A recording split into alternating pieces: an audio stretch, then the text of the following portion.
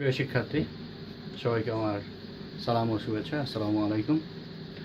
আশা করি তোমরা সবাই ভালো আছো। আজকে ভার্চুয়াল ক্লাসে তোমাদের স্বাগত। প্রিয় শিক্ষার্থী, আমি এই চলতরিত অধ্যায়ের আগে তত্ত্ব পুঙ্খানুপুঙ্খভাবে আলোচনা করার চেষ্টা করছি এবং তার সাথে কিছু গাণিতিক সমস্যাও আমি দেওয়ার চেষ্টা করেছি। এভাবে আমরা চ্যাপ্টারটা শেষ করব।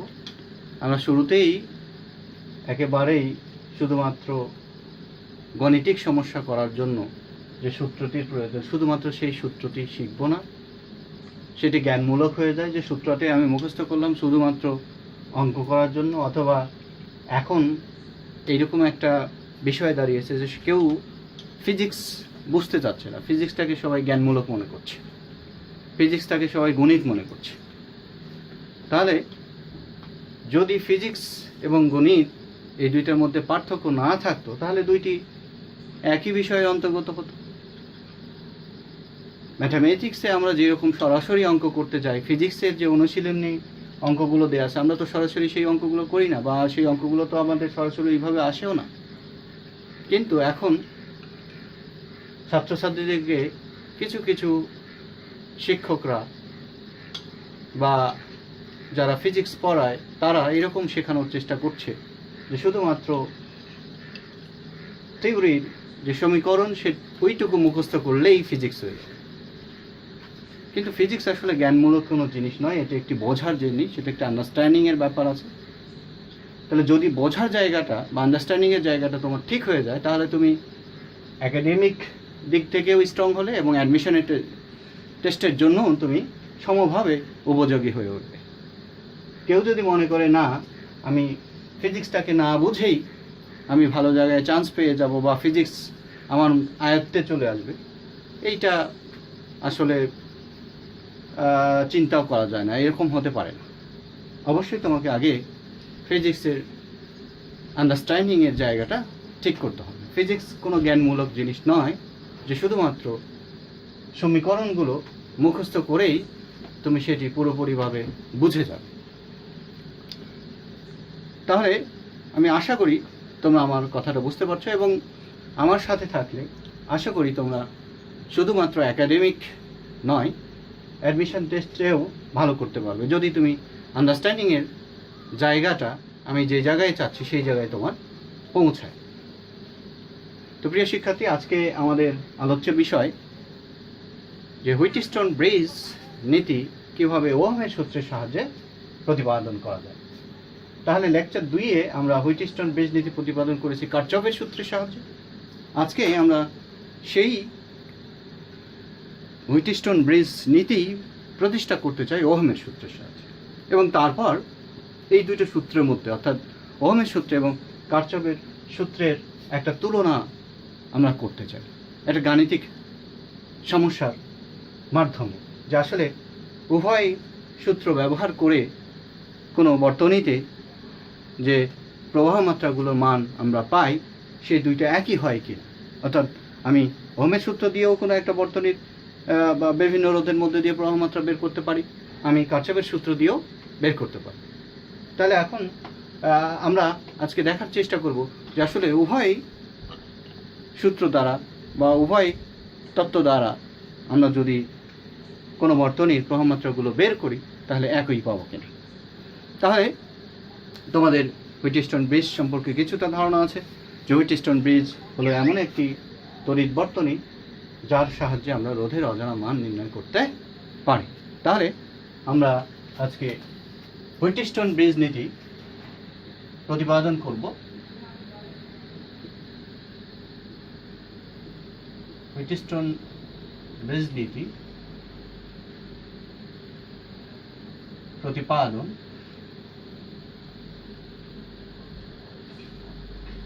ওহমের সূত্রের সাহায্যে। এটি তোমাদের উচ্চতর দক্ষতায় আসতেও পারে ওহমের সূত্রের সাহায্যে। তাহলে প্রথমে আমরা একটি হুইটস্টোন ব্রিজ এঁকে নিই। তাহলে একটি হুইটস্টোন ব্রিজ তোমরা জানো যে 4টি রোধ শ্রেণী সমবায়ে যুক্ত হয়ে হুইটস্টোন ব্রিজ নীতি, হুইটস্টোন ব্রিজ তৈরি হয়। এখানে চারটি রোধই শ্রেণী সমবায়ে যুক্ত থাকে এবং চারটি রোধকে যখন আমরা শ্রেণী সমবায়ে যুক্ত করি তখন চারটি সংযোগস্থলের সৃষ্টি হয়। আমরা জানি যে কোনো দুই বিপরীত সংযোগস্থলের মধ্যে একটি গ্যালভানোমিটার এবং অপর দুই সংযোগস্থলের মধ্যে একটি ব্যাটারি ও চাবি যুক্ত থাকে। এবং তোমরা জানো যে এটি তিনটি রোধ জানা হবে, সে PQR, এই তিনটি রোধ জানা এবং একটি রোধ হবে অজানা, সে এস রোধটি আমার অজানা। হুইটস্টোন ব্রিজ নীতি প্রয়োগের মাধ্যমে আমরা সেটি বের করতে চাই। আজকে কোন সূত্র প্রয়োগের মাধ্যমে আমরা হুইটস্টোন ব্রিজ নীতি প্রতিপাদন করব? ওহমের সূত্রের মাধ্যমে। তাহলে এটি ব্যাটারি, চাবি, এই সংযোগস্থলকে আমরা বলছি বি, এই সংযোগস্থলকে আমরা বলছি এ, এটি বি, এটি সি এবং এই বিন্দুটি হলো ডি। তাহলে ব্যাটারি পজিটিভ প্রান্ত, নেগেটিভ প্রান্ত, এখানে মোট প্রবাহমাত্রা আই আসলো, এখানে দুটি ভাগে বিভক্ত হলো, এই প্রবাহমাত্রাকে আমরা বলছি I1, সে এটিকে আমরা বলছি I2। আমরা ধরে নিচ্ছি বি বিন্দুর চাইতে ডি বিন্দুর বিভব কিছুটা কম, তাহলে I1 এর একটা অংশ গ্যালভানোমিটারের মধ্যে দিয়ে আসবে, সেটিকে আমরা বলছি IG, এবং বাকি অংশটুকু Q3 রোধের মধ্যে দিয়ে যাবে, সেটিকে আমরা বলছি I3। এবং এখানে এসে ডি বিন্দুতে এসে I2 এবং IG প্রবাহমাত্রা যুক্ত হবে এবং তাদের যুক্তফলকে আমরা বলছি I4, অর্থাৎ এস রোধের মধ্যে দিয়ে I4 প্রবাহমাত্রা যাবে এবং সেই বিন্দুতে যখন আমার I3 I4 যুক্ত হবে তাহলে এটি হবে বর্তনীর মোট প্রবাহ I হয়ে ব্যাটারি নেগেটিভ প্রান্ত। তাহলে প্রিয় শিক্ষার্থী, এটি হলো হুইটস্টোন ব্রিজ। তাহলে হুইটস্টোন ব্রিজে কি থাকছে? চারটি রোধ শ্রেণী সমবায়, যে কোনো দুই বিপরীত সংযোগস্থল যেমন বি ও ডি এর মধ্যে একটি গ্যালভানোমিটার, অপর দুই সংযোগস্থল এ ও সি এর মধ্যে একটি ব্যাটারি এবং চাবি। এটি হলো হুইটস্টোন ব্রিজ। এখন আমরা ওহমের সূত্র অ্যাপ্লাই করতে চাই। এখন এ ও বি বিন্দুর মধ্যে যদি আমরা ওহমের সূত্র প্রয়োগ করি তাহলে আমরা বলছি এ ও বি বিন্দুর মধ্যে ওহমের সূত্র প্রয়োগে পাই।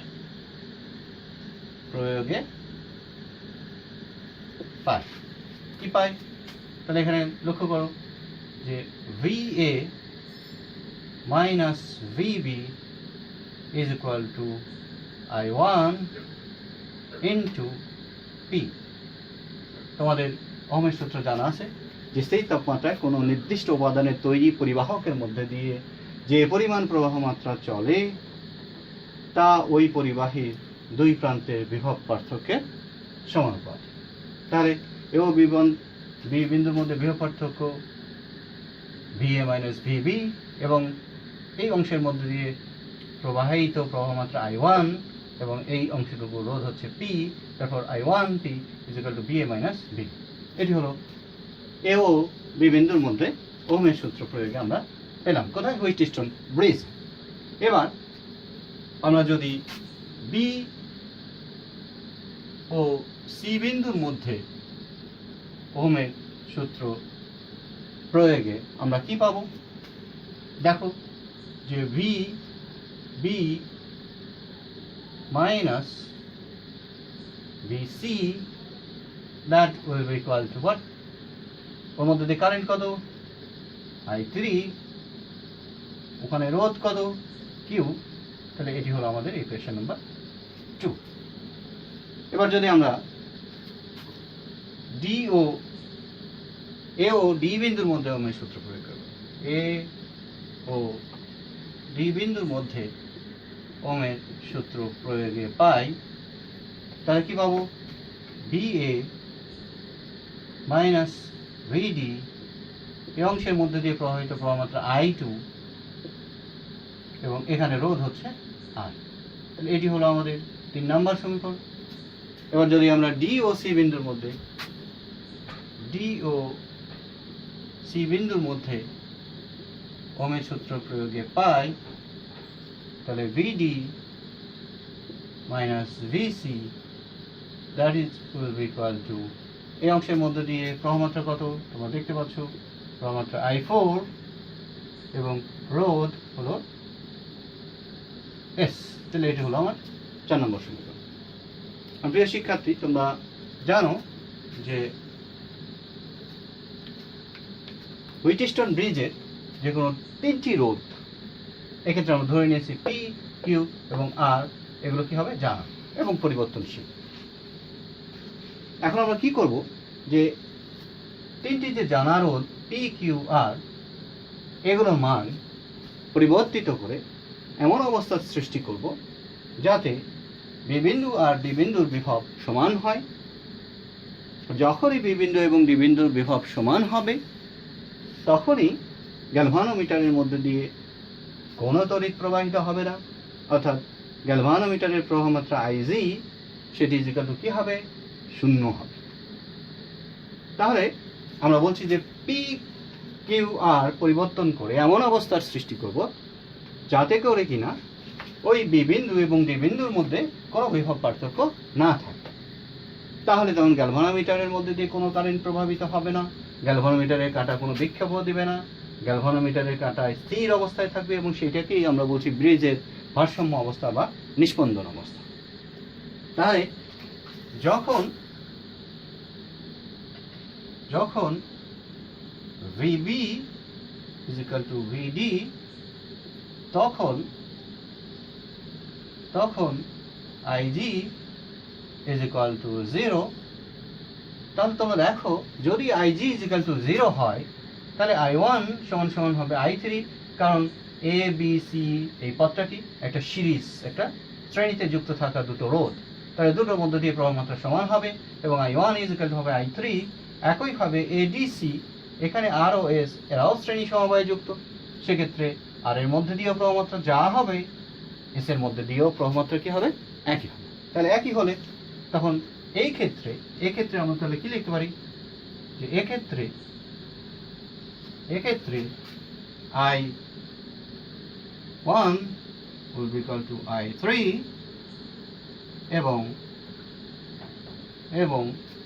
I2 is equal to I4। This is equation number 5। প্রিয় শিক্ষার্থী, লক্ষ্য করো, তাহলে আমরা সমীকরণ 1 কে 2 দিয়ে ভাগ দিলে কি পাই? সমীকরণ 1/2 হতে পায়, 1/2 হতে পায় কি পাই? লক্ষ্য করো, তাহলে 1 BA minus VB divided by VB minus BC, that will be equal to what? I1 P divided by I3 Q। তাহলে এটা আমাদের ইকুয়েশন নাম্বার 6। এবার সমীকরণ 3/4 হতে পারে, তাহলে সমীকরণ 3/4 হতে পাই কি পাই? VA minus VD divided by VD minus VC, that is equal to I2 R divided by I4 S। তো এটা হলো আমাদের সমীকরণ নাম্বার 7। তাহলে এখন তো আমরা এই অবস্থায় আছি। কি অবস্থায় আছি? যে আমরা পি কিউ আরকে চেঞ্জ করে এমন অবস্থার সৃষ্টি করে নিয়েছি যাতে বি বিন্দু আর ডি বিন্দুর মধ্যে কোনো বিভব পার্থক্য নেই, তখন গ্যালভানোমিটারের প্রবাহ কী হয়ে গেছে? শূন্য হয়ে গেছে। আর তখনই আমরা ইকুয়েশন 5 পেয়েছি যে I1 = I3 এবং I2 = I4। তাহলে 7 নম্বর ইকুয়েশনে যে ভিডি আছে, এই ভিডি এর পরিবর্তে আমি কিন্তু ভিবি লিখতে পারি। লক্ষ্য করো, এখানে 7 নম্বর সমীকরণে যে ভিডি আছে, সে ভিডি এর পরিবর্তে আমি কিন্তু লিখে দিতে পারি ভিবি। তাহলে কি দাঁড়ায়? তাহলে আমরা বলছি যে যখন এমতো অবস্থায়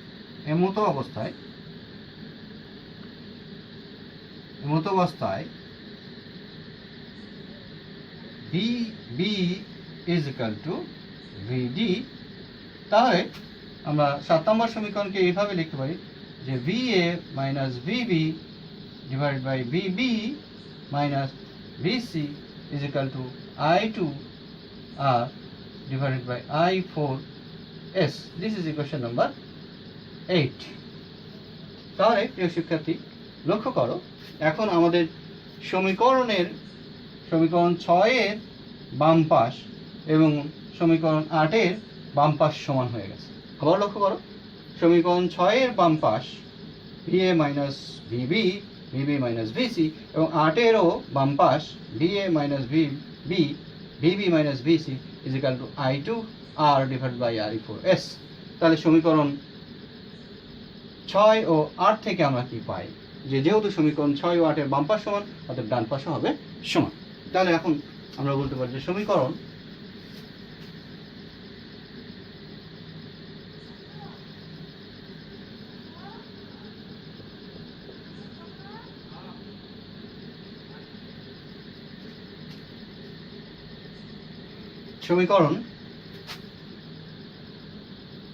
সমীকরণ 6 ও 8 হতে পারে। কি পাই? দেখো, যে সমীকরণ 6 এর ডান পাশ I1P / I3Q is equal to 8 এর ডান পাশ I2 R / I4 S। তাহলে প্রিয় শিক্ষার্থী, লক্ষ্য করো, 5 নম্বর সমীকরণে I1 = কি? I3 এবং I2 = I4। যখন VB = VD, তাহলে আমরা I1 I3 I2 I4 কেটে দিই। তাহলে আমরা কি পেলাম? P ভাগ Q = R ভাগ S। তাহলে এটি হলো আমাদের হুইটস্টোন ব্রিজ নীতি। অর্থাৎ এই হুইটস্টোন ব্রিজের 4টি রোধের মধ্যে 3টি, যে কোনো 3টি যদি আমার জানা হয়, তাহলে আমি এই হুইটস্টোন ব্রিজ নীতি প্রয়োগ করে আমি অন্যটি বের করে ফেলতে পারি। যদি আমি ধরি আর এস কিউ জানা, তাহলে পি হবে অজানা। যদি ধরি যে এস কিউ পি জানা, তাহলে আর হবে অজানা। আমি যদি ধরি কিউ পি আর জানা, তাহলে এস হবে অজানা। এভাবে তাহলে এই 4টি রোধের মধ্যে যেহেতু 3টি পি কিউ আর আমার জানা, তাহলে এই সমীকরণে বসালেই আমি চতুর্থ রোধের মান পেয়ে যাব। তাহলে প্রিয় শিক্ষার্থী, আমরা দেখলাম যে হুইটস্টোন ব্রিজ নীতি ওহমের সূত্র প্রয়োগের মাধ্যমে প্রতিপাদন করা যায়। আশা করি তোমরা সবাই বুঝতে পেরেছ। এখন আমরা এই হুইটস্টোন ব্রিজ নীতি তো দুটো সূত্র দ্বারা, অর্থাৎ ওহমের সূত্র দ্বারা এবং কারচফের সূত্র দ্বারা প্রতিপাদন করলাম। এখন আমরা দেখব যে কোনো একটা বর্তনীতে ওই বর্তনীর বিভিন্ন অংশগুলো রোধের মধ্যে দিয়ে প্রবাহিত প্রবাহ মাত্রার মানগুলো যদি ওহমের সূত্র দ্বারা বের করি এবং কারচফের সূত্র দ্বারাও বের করি, তাহলে উভয় ক্ষেত্রেই আমি একই মান পাই কিনা। তাহলে আমার এটি একটি উচ্চতর দক্ষতা হিসেবেও আসতে পারে। যে কোনো একটা বর্তনী দিয়ে সেই বর্তনীর ব্যাটারির কত ভোল্টেজের দিয়ে দিল, একটি চাবি সহ বেশ কতগুলো রোধ দিয়ে তোমাকে বললো যে বিভিন্ন রোধের মধ্যে দিয়ে প্রবাহমাত্রার মানগুলো দুটো সূত্রের মাধ্যমেই বের করে দেখাও যে উভয় সূত্রের দ্বারা বের করা প্রবাহমাত্রাগুলোর মান সমান। তাহলে আমরা এই জাতীয় একটি প্রবলেম নিয়ে এখন কথাবার্তা বলতে চাই, যে কোনো একটাই বর্তনী রয়েছে এবং সেই বর্তনীর বিভিন্ন অংশগুলোর বা বিভিন্ন রোধের মধ্যে দিয়ে প্রবাহমাত্রার মান ওহমের সূত্রের দ্বারা এবং কারচফের সূত্রের দ্বারা আমরা যদি বের করি, তাহলে উভয় ক্ষেত্রে সেই প্রবাহ মাত্রাগুলোর মান একই হবে কিনা। তাহলে আমরা শিক্ষার্থী দেখো, আমরা বোর্ডে একটি বর্তনী চিত্র এঁকেছি। এখানে একটি 6 ভোল্টের ব্যাটারির সাথে প্রথমে শ্রেণী সমবায়ে 2 ওহম একটি রোধ, তারপর বি বিন্দু থেকে আবার দুটি সমান্তরালে দুটি রোধ, একটি 3 ওহম আর একটি 4 ওহম। তাহলে এই বর্তনীর বিভিন্ন রোধ অর্থাৎ R1, R2, R3 মধ্যে দিয়ে প্রবাহ মাত্রাগুলো আমরা বের করতে চাই প্রথমে ওহমের সূত্রের দ্বারা, এরপর আমরা বের করতে চাই কারচফের সূত্রের দ্বারা। তাহলে এবং আমরা দেখাতে চাই যে উভয় ক্ষেত্রে এই মানগুলো একই আসে কিনা। তাহলে তোমরা বুঝে গেলে যে আমরা ওহমের সূত্র দিয়েই আমরা প্রবাহ মাত্রার মান বের করি অথবা কারচফের সূত্র দিয়েই বের করি, তাতে উভয় ক্ষেত্রেই আমি একই মান পেলাম। যদিও কারচফের সূত্রের আরও কিছু সফিস্টিকেটেড সার্কিট অর্থাৎ একই সার্কিটে যদি 2 বা ততোধিক তড়িৎচালক শক্তির উৎস বা ব্যাটারি বা কোষ থাকে, সেক্ষেত্রেও প্রবাহ মাত্রা নির্ণয় করা যায়। তো প্রথমে আমরা সিম্পল প্রবলেম নিয়ে আলোচনা করছি। তাহলে যদি আমি ওহমের সূত্র দ্বারা এই বর্তনীর বিভিন্ন অংশের রোধের মধ্যে দিয়ে প্রবাহ মাত্রা নির্ণয় করতে চাই, তাহলে আমাকে প্রথমে বর্তনীর তুল্য রোধ নির্ণয় করে নিতে হবে। তাহলে প্রিয় শিক্ষার্থী, লক্ষ্য করো যে এখানে প্রথমে আমরা দেখতে পাচ্ছি যে R2 ও R3 রোধ সমান্তরাল সমবায়ে রয়েছে। তাহলে এদের তুল্য রোধ,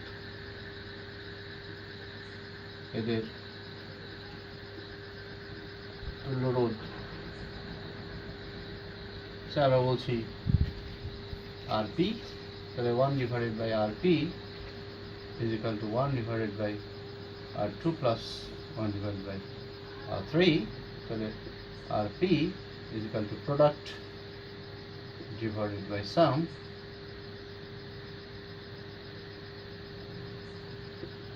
তাহলে RP is equal to 3 multiplied by 4 divided by 3 plus 4.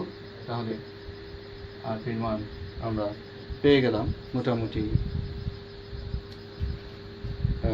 1.7143 ohm. আমি ক্যালকুলেটরের কাজগুলো আগেই করে রেখেছি। তাহলে এখন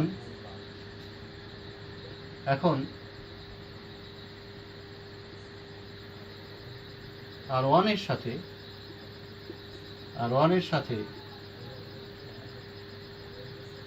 R1 RP শ্রেণী সমবায়।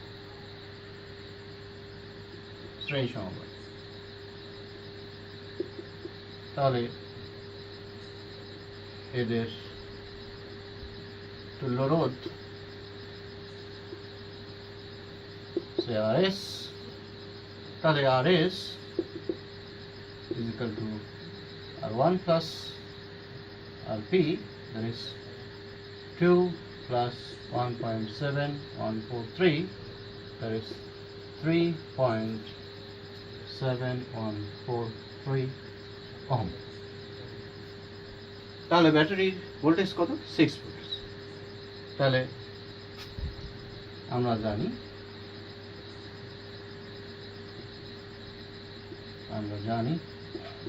V is equal to I R। এক্ষেত্রে আমার R1 রোধ যেহেতু শ্রেণী সমবায়ে যুক্ত আছে, তাহলে এটা মধ্যে যে বর্তনীর মোট প্রবাহ মাত্রা যাবে, তাহলে সেই আইকে আমরা এক্ষেত্রে I1 বলতে পারি। আর এই বর্তনীর তুল্য রোধ এটা হচ্ছে RS। তাহলে এই বর্তনীর ক্ষেত্রে আমার সূত্র এরকম যে I1 RS is equal to V battery voltage কত 6। তাহলে আমি পেয়ে গেলাম এই বর্তনীর মোট প্রবাহমাত্রা 6 divided by 3.7143, that is equal to আমরা পেলাম approximately 1.62 ampere। তাহলে এখন আমরা পেয়ে গেলাম যে R1 রোধের মধ্যে দিয়ে তথা বর্তনীর মোট প্রবাহ মাত্রা হচ্ছে I1 এবং সেটি হচ্ছে 1.62 অ্যাম্পিয়ার। এবং আমরা দেখতে পাচ্ছি যে ওই প্রবাহ মাত্রা এসে এখানে দুইটি ব্রাঞ্চে বিভক্ত হয়েছে, তাহলে এই দুইটা ব্রাঞ্চের যোগফল অবশ্যই I1 এর সমান হবে। এখন এই দুইটা ইন্ডিভিজুয়াল রোধের মধ্যে দিয়ে প্রবাহ মাত্রা যদি আমি বের করতে চাই, তাহলে আমার দেখতে হবে যে দেখো যে R2 এবং R3 উভয় রোধ, কিন্তু উভয় রোধের একটি প্রান্ত বি বিন্দুতে এবং অপর প্রান্ত সেটি আবার এই বিন্দুতে। তাহলে অবশ্যই এই দুটো রোধ কি সমান্তরাল সমবায় যুক্ত আছে। এখন এদের প্রত্যেকের মধ্যে দিয়ে যদি প্রবাহ মাত্রা বের করতে চাই, তাহলে আগে আমাদের দেখতে হবে এই দুইটা রোধের উভয় প্রান্ত, উভয় যে সংযোজক বিন্দু আছে বি এবং ই, যেটি মনে করছি এই দুই বিন্দুর মধ্যে বিভব পার্থক্য কত সেটি আমাদের বের করতে হবে। তাহলে আমরা ধরে নিই যে এই বি আর ই অথবা এই বিসি এবং ইডি এই দুই বিন্দুর মধ্যে বিভব পার্থক্য হচ্ছে বিপি। তাহলে আমরা ধরি R2 ও R3 রোধে উভয় প্রান্তে বিভব পার্থক্য একই এবং সেটিকে আমরা বলছি VP. VP is equal to I R P বা I1 আর পি যেটি বল। তাহলে I1 that means 1.62 multiplied by R P এর মান আমাদের জানা আছে, এখান থেকে আমি যদি বসিয়ে দিই তাহলে 1.7143, তাহলে আমাদের ভিপি অর্থাৎ এই দুই রোধের সমান্তরালে থাকা রোধদ্বয়ের উভয় প্রান্তের বিভব পার্থক্য BP is equal to approximately 3.7143 volt. এখন তাহলে আমার সূত্র বর্তনী চিত্র থেকে যে VP is equal to I2 R2 এবং একই সাথে VP is equal to I3 R3। তাহলে I2 আমরা যদি মান বসায় ক্যালকুলেশন করি এবং I3 মান বসিয়ে ক্যালকুলেশন করি, তাহলে এদের মান আমরা পাবো যথাক্রমে এটা হলো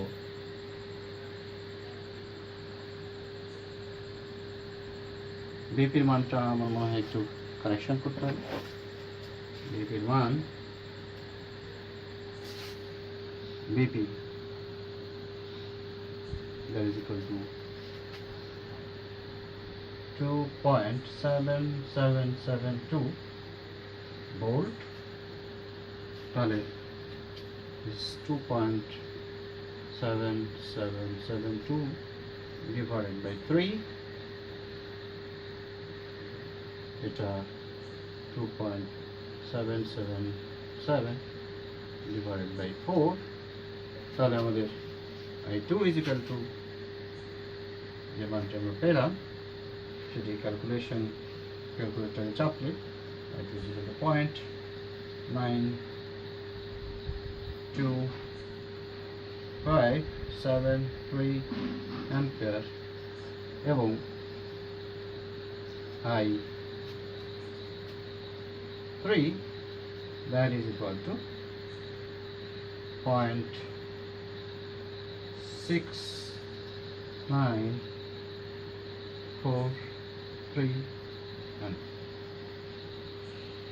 প্রিয় শিক্ষার্থী, লক্ষ্য করো এই দুটো মান যদি যোগ করা যায় তাহলে এটা অ্যাপ্রক্সিমেটলি 1.62 অ্যাম্পিয়ার।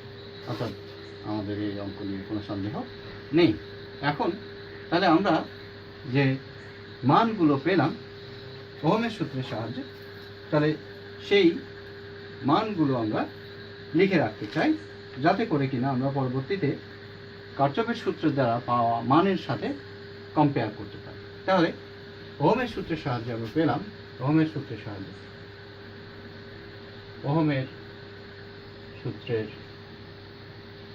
সাহায্যে I1 is equal to approximately 1.62 ampere, I2 is equal to এটা লিখেছি 0.9257 অ্যাম্পিয়ার, এবং I3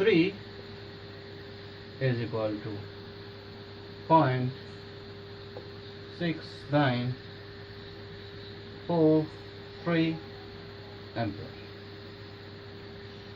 এখন আমরা এটি করতে চাই কারচফের সূত্রের সাহায্যে এবং দেখতে চাই যে উভয় ক্ষেত্রে আমরা একই মান পাই কিনা। তাহলে আমরা এগুলো মুছে দিই।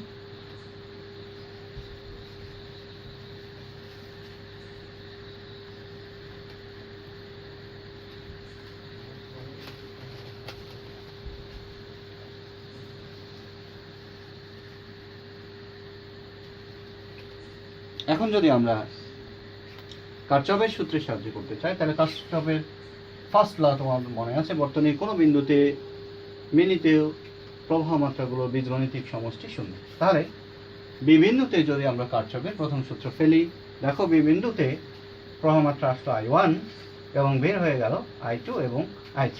তাহলে যেটি আসবে সেটি প্লাস, যে দুটো বের হয়ে যাবে সেই দুটো হলো মাইনাস। তাহলে বি বিন্দুতে আমরা কারচফের প্রথম সূত্র প্রয়োগ করে পাই। বি বিন্দুতে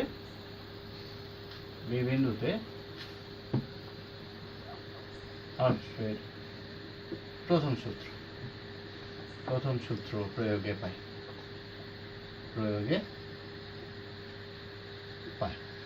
তাহলে কি দেখো, I1 আসলো বি বিন্দুতে, বের হয়ে গেল I2 এবং I3, that is equal to what?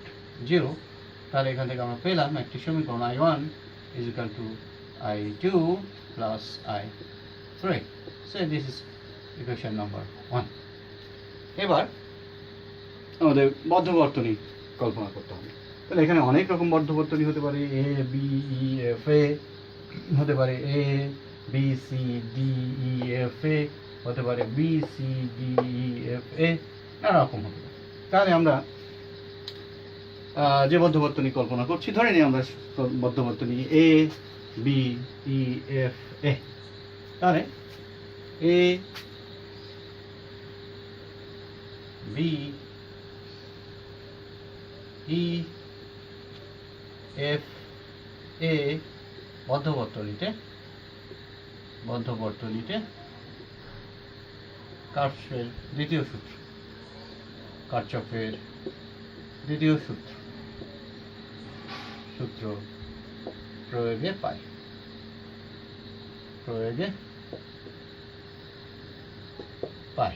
লক্ষ্য করো এখানে রোধ R1 এবং R2 উভয় দুইটা রোধের মধ্যে দিয়ে আমার ক্লকওয়াইজ অর্থাৎ ঘড়ি কাঁটার দিকে প্রবাহমাত্রা প্রবাহিত হচ্ছে। তাহলে এই দুইটাকে আমরা প্লাস হিসেবে কল্পনা করতে পারি, এবং এখানে একটি ব্যাটারিকে দেখতে পাচ্ছি এবং তার তড়িৎচালক শক্তি হচ্ছে 6 ভোল্ট। তাহলে কারচফের দ্বিতীয় সূত্রে কি বলা ছিল, যে কোনো বদ্ধবর্তনীর বিভিন্ন অংশগুলো রোধ এবং এদের সংশ্লিষ্ট প্রবাহ মাত্রার বীজগাণিতিক সমষ্টি ওই বদ্ধবর্তনীতে থাকা তড়িৎচালক শক্তির সম। তাহলে এখানে আমার এই বদ্ধবর্তনীর প্রথমে আমি যে রোধটিকে দেখতে পাচ্ছি সেটি হচ্ছে R1, এবং এর মধ্যে দিয়ে যে প্রবাহ মাত্রা প্রবাহিত হচ্ছে সেটিকে আমরা বলেছি I1 R1 প্লাস I1, যেহেতু দুটোতেই একই দিকে প্রবাহমাত্রা প্রবাহিত হচ্ছে, তাহলে দুইটাকে আমরা প্লাস হিসেবে গণনা করতে পারি এবং ঘড়ি কাঁটা থেকে আমরা প্লাস ধরে নিয়েছি। তাহলে I2 into R2 is equal to, আমি সরাসরি ব্যাটারিকে দেখতে পাচ্ছি এবং তার ভোল্টেজ হচ্ছে 6। তাহলে এখানে আমরা রোধের গুলোর মান বসিয়ে দিলে আমরা লিখতে পারি যে I1 twice I1 plus 3I2 that is equal to 6। এটা আমাদের আরেকটি সমীকরণ। এবার আমরা আরেকটি বদ্ধ বর্তনী কল্পনা করি, সেটি হলো BCDEB। BCDEB বদ্ধ বর্তনীতে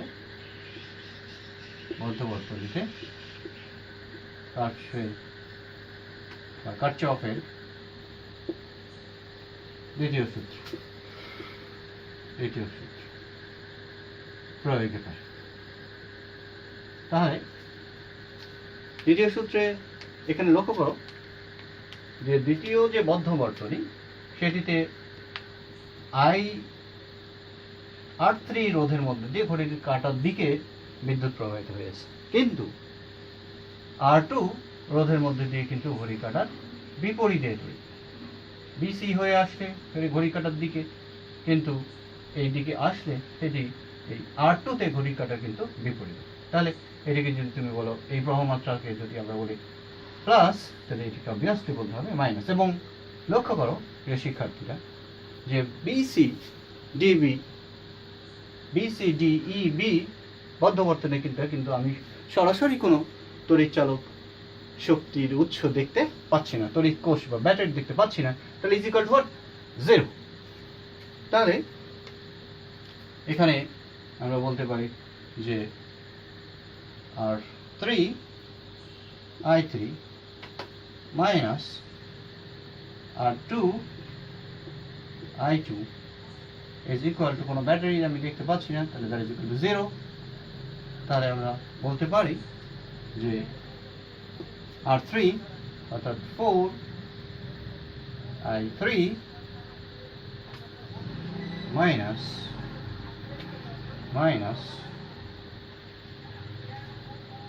3I2 that is equal to what? 0। যেহেতু কোনো ব্যাটারি এখানে নেই, তাহলে এটি আমরা লিখতে পারি। তাহলে এখন আমরা এই তিনটি ইকুয়েশনকে সলভ করলে আমরা I1 I2 I3 মান পেয়ে যাব। এখন আমরা 1 ও 2 হতে কি পাই? সমীকরণ 1 ও 2 হতে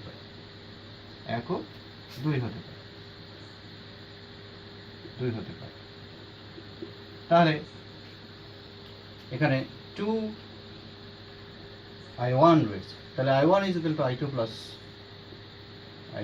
I3 plus 3I2 is equal to 6। তাহলে এখানে 2I2 plus 2I3, তাহলে 2I2 plus 2I3 plus 3I2 is equal to 6। therefore তাহলে 2I2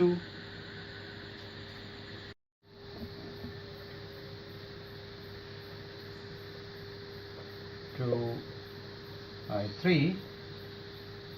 plus 5I2 is equal to 6। এটা হলো ইকুয়েশন নাম্বার 4।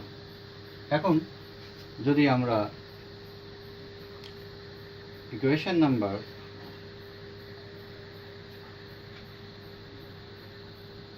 4 কে 4 গুণ 2 মাইনাস 3 হতে পাই, তাহলে 4I3 plus 10I2 is equal to 12। so 4I3 minus 3I2 is equal to 0। therefore minus plus minus, তাহলে আমাদের কী দাঁড়ালো, এটা কেটে দাও, 10 13 I2 is equal to 12, তাহলে I2 is equal to আমাদের দাঁড়াবে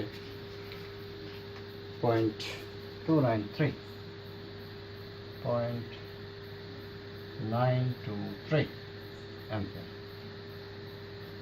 তাহলে আমরা পেয়ে গেলাম I2। তাহলে I2-র মান আমি যদি সমীকরণ 3-তে বসাই তাহলে আমি পেয়ে যাব I3। তাহলে I2 এর মান সমীকরণ 3-তে বসিয়ে পাই, I2 এর মান সমীকরণ 3-তে বসিয়ে পাই। তাহলে 4I3 minus 3I2, that means 0.923 is equal to 0. So the I3 is equal to 0.692 amp. এখন সমীকরণ 1 আমাদের ছিল যে I1 1 হতে পাই, I1 is equal to I2 plus I3, and that is will be equal to 1.615, that is approximately equal to 1.62 ampere. প্রিয় শিক্ষার্থী, তোমরা লক্ষ্য করো, আমরা প্রথমে ওহমের সূত্র দিয়ে I1, I2 এবং I3 বের করেছিলাম এবং সেই মানগুলো পেয়েছিলাম। I1 পেয়েছিলাম 1.62, এখানেও অ্যাপ্রক্সিমেটলি 1.62, I2 পেয়েছিলাম 0.9257 অ্যাম্পিয়ার, এখানে 0.923 অ্যাম্পিয়ার, অলমোস্ট একই, এবং I3 পেয়েছিলাম 0.6943 এবং এখানে পেয়েছি 0.692, অর্থাৎ একটু এদিক সেদিক, কিন্তু এটা ক্যালকুলেটরে হয়তো আমি সবসময় একই ডিজিট ব্যবহার করিনি, তাই এরকম পার্থক্য আছে। তাছাড়া অলমোস্ট মানগুলো একই। তাহলে আমরা দেখলাম যে আমরা কোনো বর্তনীর বিভিন্ন অংশগুলোর অর্থাৎ বিভিন্ন রোধের মধ্যে দিয়ে যে প্রবাহ মাত্রাগুলো, সেগুলো আমি ওহমের সূত্র দিয়ে ব্যবহার করেই সেটা বের করি না কেন, বা আমি কারচফের সূত্র দিয়েই বের করি না কেন, উভয় ক্ষেত্রে আমরা প্রবাহ মাত্রার মানগুলো কিন্তু একই পাবো। তাহলে প্রিয় শিক্ষার্থী, আমি আশা করি তোমরা আজকের লেকচারের প্রধান যে অংশ অর্থাৎ হুইটস্টোন ব্রিজ নীতি, ওহমের সূত্রের আলোকে বের করা এবং কোনো একটা বর্তনীর বিভিন্ন যে রোধগুলো রয়েছে তাদের মধ্যে দিয়ে প্রবাহমাত্রার মানগুলো ওহমের সূত্র দিয়েই বের করি আর কারচফের সূত্র দিয়েই বের করি, উভয় ক্ষেত্রে আমরা একই পাবো। এই বিষয়গুলো বুঝতে পেরেছি। তাহলে সবাই ভালো থেকো।